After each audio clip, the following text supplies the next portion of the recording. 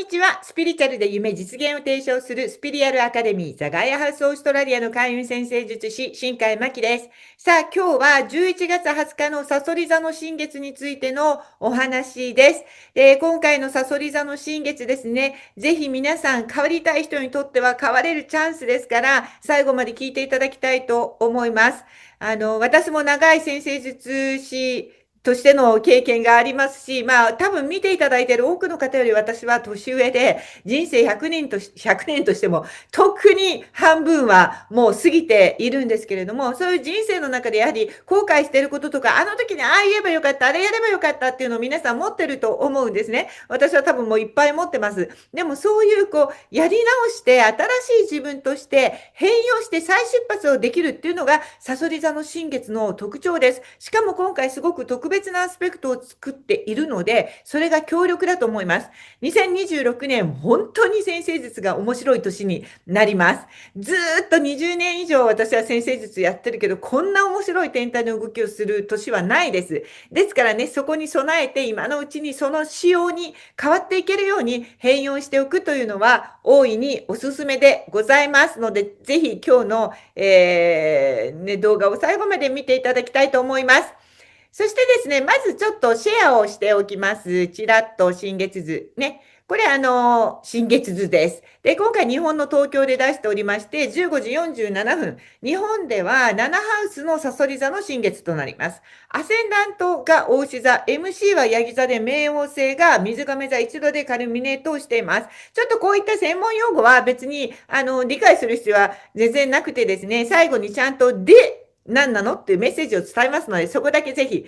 取ってください。ただ、先生術ね、やってる人もいると思うので、もうちょっと説明すると、今回の新月は、水星とくっついてます。それから、リリスとくっついてます。で、リリスっていうのは黒い月。月って黒い月と白い月とあります。で、もちろん月だから、新月がこの黒い月やら白い月と絡むと、より強烈な新月になるんですが、今回は黒い月とくっついちゃってるということですね。それから、伊手座のエコーという小惑星とも、コンジャンクションをしてます。それからですね、蟹座の木星3ハウスから、魚座の、土星と海王星11ハウスから、とトラインをしています。なんで水のグランドトラインというのが新月にできていて、しかも10ハウスにいるさっき言ってたカルミネートしている水亀座の冥王星とセクスタイルをとってるんですね。で、7ハウス、3ハウス、11ハウスっていうのは人と絡むところです。先生術ってこうやってね、円になってますけれども、それぞれ、例えばお金のテーマとかですね、いろいろあるわけです。学びのテーマとか。で、今回のこの3つは全部人間関係、コミュニケーション、友達同士との集い、コミュニティっていうものに関係するハウスで水のグラインを取っているので、人間関係が非常に重要ということです。それから、水亀座冥王星の10ハウスが絡むと言っていたのは、カイトという、ものを形成しているんですね。さっき見ていただいているこれはほら、カイト、ゲイラカイトのカイトです。の形をしているというのが分かっていただけるんじゃないかと思います。で、これはですね、もうカイトというアスペクトがハイパースペクトがいかに強烈かっていうのを、今までミセスグリーンアップルの大森元樹さんとか、藤井風さんとか、有名人のチャートを読んでくると、大体このカイトが、特に神からダウンロード、宇宙からダウンロードして曲を作っているようなタイプの人は、みんなこのカイトがあるんですね。それと同じカイトを形成しているということです。しかも、新月の水星も絡む新月と、大牛座の天王星が1ハウスと7ハウスでオポジションしていて、それがそれぞれ土星海王星と冥王星とセクスタイルをしている。そして冥王星と土星海王星もセクスタイルしている。これはずっと何回も他の動画で言っている2025年の特徴であるトランスサタニアンプラス土星が作っているミニ三角形がさらに進化した形ということになります。で、こうなるとどうなるか。ここから聞いていただければいいんですが、これは毎月新月はおなじみの1ヶ月のエネルギーのリセットとスタートだよというのと全く違うレベルです。1ヶ月のじゃなくて、あなたの一生の再スタートがここにあると捉えていいです。全くここから新しい人生、新しい人格、新しいコミュニケーションの取り方が可能です。やり直したいと思ってる人には本当にチャンスタイムです。宇宙レベル、ソウルジャーニーレベルでの最誕生の瞬間です。スピリチュアル用語では、この言葉が一番しっくりくるんですが、今回のさそり座の新月、イニシエーションと呼ばれる言葉があります。習慣というか。ね、このイニシエーション、本当にもう、悟ってもう一度やり直すみたいな感じでしょうか。の時だということです。もう潜在意識レベルとかソウルボディレベルで深くて濃い感情のデトックスと再生、精神と魂の浄化、そしてそこから生まれる力強い意志を持った新しいマインドとフィーリングとボディを持った存在としてのあなた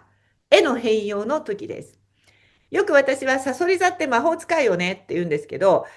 傷を光に変えたりとかですね、破壊を再生に導いたり、錬金術師だから石ころを金へ変えるっていう力を持ってるんです。で、今回の新月のアスペクトは、それをすべて人間関係において体験してきた感情を生産することを通して行えるよというふうに言っているということです。なので、過去のネガティブな人間関係でね、こう経験してきた傷をですね、今ある人間関係において、もう一度同じことを繰り返して上書きしていくっていうことをするのが一番のおすすめです。友達に裏切られてからもう友達に相談するのをやめた人生を送ってるかもしれないけど、その友達じゃなくて、今のあなたの友達はどうね、相談してみて。そしたら、とてもいいアドバイスがもらえたよ。これで一つ過去の傷が消えるわけじゃないですか。こんな風にして上書きをしていくっていうことが、大切で、これをすることによって、一番いいのは、直感力とか予知能力とか、サイキック能力とか言われるものが、その感情のデトックスができていないから蓋をされていた可能性があるので、デトックスをすることによって、ここも強くなっていく可能性があります。実はこの新月に近づくにつれて感情の浮き沈みがすごく激しくなるようなアスペクトが続いていたので、不安になっていた人、理由もわからず多いと思うんですけど、これはこの新月に焦点を合わせて不安にな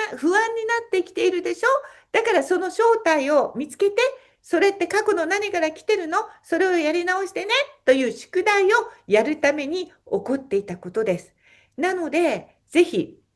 さっき言った2026年は過去の人間関係におけるシャドウを持ったまま進んでいっても幸せになれない年です。ですから今のうちに清算しておくことが大事です。自分自身に対してだったり、家族とか仲間とか関わってきた人に対してかもしれないけれども、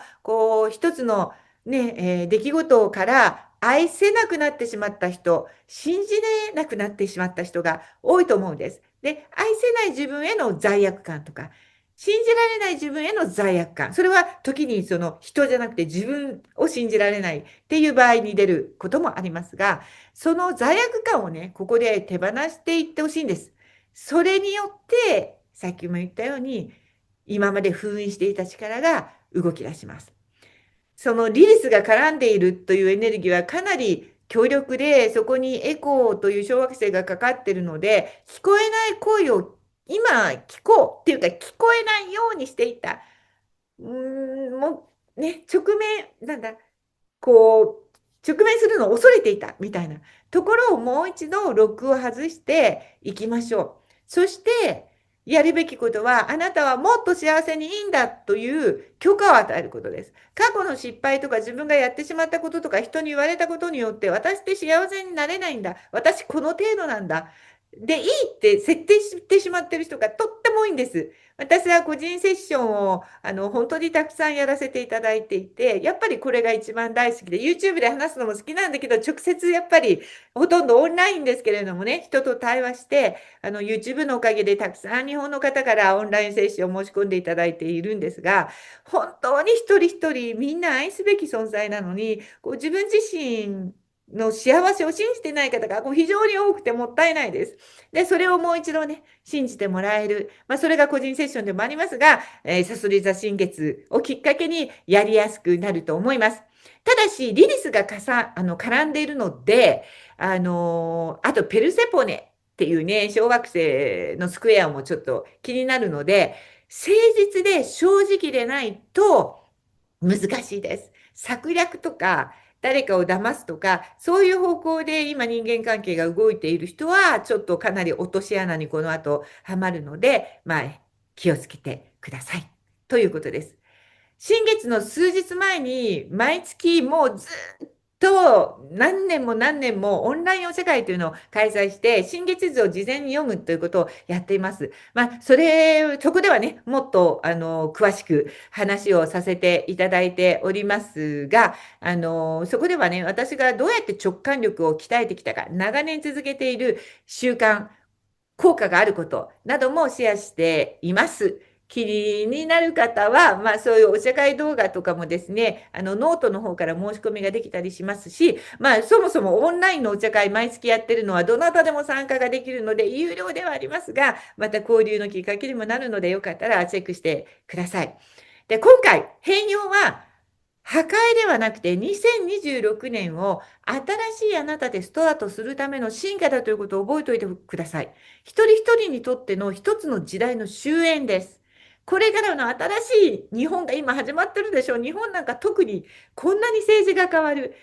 チャンスですよ。もう一度自分を信じてみてください。自分を大切にしてこなかった時代とか、自分を信じられなかった時代、自己欺瞞してきた時代の終焉だと思ってください。で、ちょっと私がやっているサソリ座の新月のアファーメーションを、シェア、お茶会でもシェアしたんですけど、心に書いてますが、これもちろん日本人の方、日本語で言った方が分かりやすいので、日本語に直してほしいんですが、私はアファーメーションが英語の方がやりやすいんですね。力強く言い切るっていうのが英語の方がやりやすいので、これ、このまま読むと、I step into the new me ですね。new me っていう言葉私大好きなんですよ。I step into the new me. I meant to be. これも私の大好きな言葉です。これ、直訳するとですよ、私は新しい私に向かって一歩を踏み出します。で、その新しい私というのは、I meant to be。これがね、日本語訳するのがすごく難しいんで、私はいつも I meant to be って言うんですけど、そのメント、ミー、あなたという存在がこの世に存在する意味っていうのがあって、その存在の意味そのものでいきます。私らしくとか、私であるべき姿でとか、そういう意味でもあります。もっとでも広く深い意味があります。I meant to be。私がこの世に宇宙から誕生させていただいたその意味を忠実に表現していくような生き方をします。そんな新しい私に向かって一歩踏み出しますという意味です。これを短い言葉で I step into new me, I meant to be で網羅できるので、私はこれをサソリ座のアファメーションにしたいなと思ってます。truest version of myself とかでもいいですね。もう本当の truest、真実の最上級の私になるとか。本当の自分になりましょうということでですね、最後に、このせっかくだから、もうセプタグラムソウルジャーニー、リーディングのカード、セプタグラムソウルジャーニーコーチング、これが本当に新しい自分に生まれ変わるのに最高のものだと私は思って提供しております。このコーチング講座ももちろん、生徒さんも常に募集しておりますので、気になる方はお問い合わせいただきたいと思いますが、そのセプタグラムの、カードで今、事前に引きまして、12星座別ではなく、今回、クオリティ別に、ですね、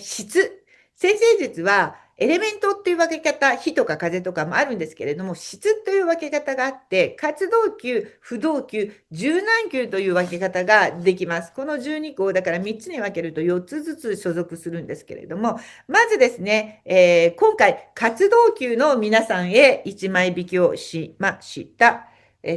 活動級の皆さんは、お羊座ですね。それから、蟹座、天秤座、ヤギ座の方が活動級ですが、じゃん、こちらのカードでした。活動級の皆さんは今、深い変容がとてもやりやすい時になってます。何度も生まれ変わったと思ってると思うんですが、もっと一番深いレベルで変えるべき、生まれ変わるべきところがあって、今回のサソリ座では、の新月では、そこまで深く、まだまだいけるぞと、もうちょっと掘ってみてください。そして、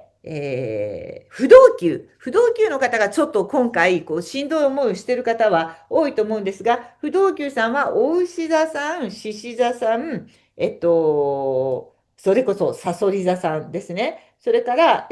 水亀座さん。ここが不動級になりますが、不動級の方は、開論が出ました。どうしても傷はうずくと思います。でもその傷を見つけたら、その傷のあるところこそあなたの才能が発揮できるところだから、そこから逃げないで傷を光に変えるまでやってみてください。というメッセージです。最後、十何級ですね。十何級は双子座。ね、それから乙女座、これね、1、2、3個進んでいくといいんですよ。双子座、乙女座、1、2、3で、伊手座、1、2、3で、魚座ですね。は、シュリアントラという新世紀科学の中で最高峰と言われるのが出ました。これね、私もスリアントラのクリスタルグリッドとかよく、これ、グリッド業界というか、まあ、新世紀科学業界では、私、新世紀科学クラスも教えてるんですが、まあ、最も開運の波動を持つと言われている新世紀科学なんですね。で、この一つの意味は、一人ではできないことを仲間や同士とつながることで、できるよという意味も持ちます。つまり、同志やコミュニティがあるということが開運にとっては大切なことであるという新世紀科学でもメッセージがあるわけですけれども、なので、ぜひ仲間とつながって積極的に、自分自身の変容、チャレンジしてみてください。ということで、step into new me。そして I meant to be。ね、本当の私って何がわからないですっていう人はいると思うんですけれども、言い続ける自分のその何かわからなくても本当のあるべき私っていう、そこに向けて信じ続けると見えてきます。見えてから進むんじゃないの。信じ続けることで見えてくるんです。なので、ちょっとその助けになるのがいつも言って、本当のあなたっていうのは、スーパーセブンやマカバ水晶でつながりやすいです。でこれもちろん、持っていたらいいし、アクエリアスクリエーション、私のオンラインショップでも買えるんですが、それから、ただ、オーストラリアから発送になるけれども、今ですね、このつながりの中で日本で代理店をしてくださってる、